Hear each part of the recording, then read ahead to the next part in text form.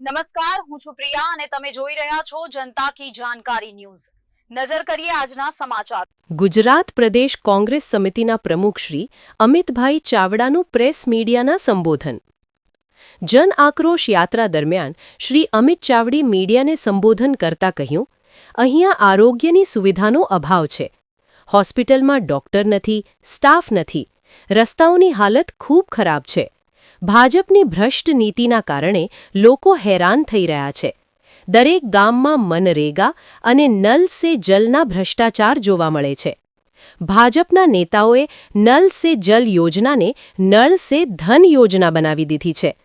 ગુજરાતમાં એક ઘેર જઈ લોકોનો અવાજ બુલંદ કરી 2027માં પરિવર્તન લાવશું। રિપોર્ટર સમીર ખોખર, વીજપડી।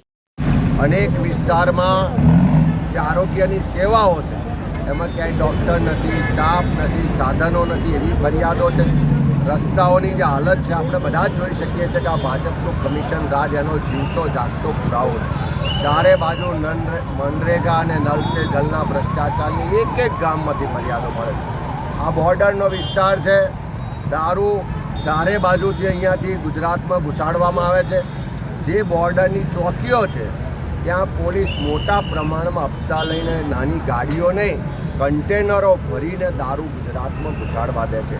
એનો સ્પષ્ટ મતલબ છે કે હપ્તાખોર સરકારને કારણે આખા ગુજરાતનું યુવાધન નશાના રવાડે ચડીને જિંદગી બરબાદ થઈ રહી છે। ત્યારે એવા સંજોગોમાં ઉકાઈ ડેમના જે વિસ્થાપિતોના પણ રજૂઆતો મળી છે। ગામે ગામ નાના જે ભ્રષ્ટાચારના મુદ્દાઓ છે, જે ભાજપના મળતિયાઓ અને ભાજપના નેતાઓ છે એની મિલીભગતથી ભ્રષ્ટાચાર થાય છે એના પણ પુરાવા મળ્યા છે।